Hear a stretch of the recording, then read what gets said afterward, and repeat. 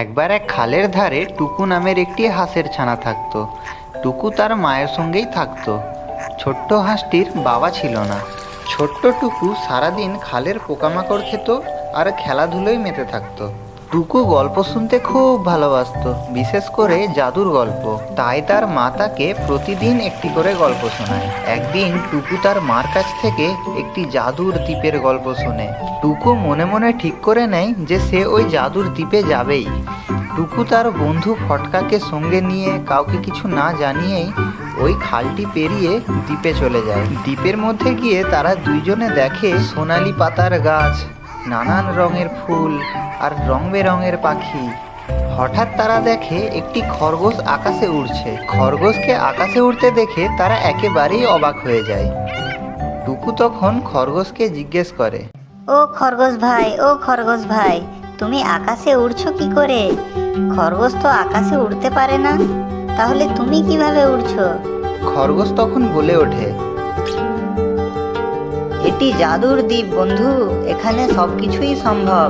ওই যে ওই সোনালি রঙের ফলটি দেখছো, ওটি খেলে তোমরাও আমার মতো উড়তে পারবে। যদি তোমাদের ওড়ার ইচ্ছা থাকে তাহলে চট করে ওটা খেয়ে নাও। তারা তখন সঙ্গে সঙ্গে ফলটি খেয়ে নেয়, যেটি খেয়ে কিছুক্ষণের মধ্যেই তারাও আকাশে ওড়া শুরু করে। তারা আকাশে উড়তে উড়তে চারদিকের সুন্দর দৃশ্য দেখে খুব আনন্দ পায়। কিন্তু তাদের এই আনন্দ খুব বেশিক্ষণ রইল না।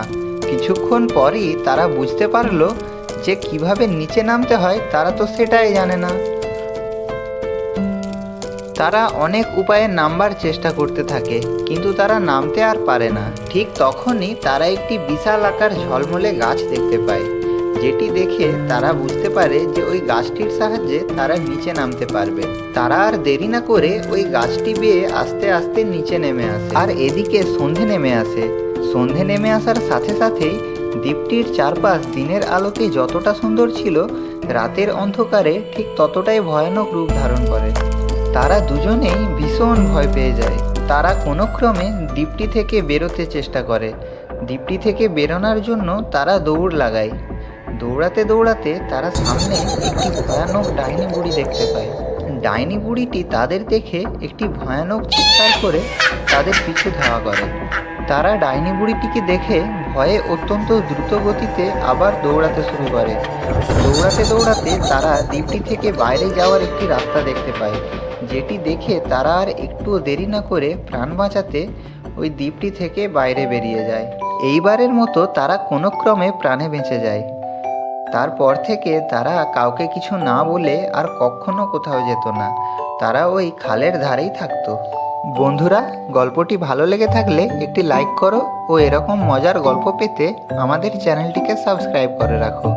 টাটা, আবার দেখা হবে একটি নতুন মজার গল্পে।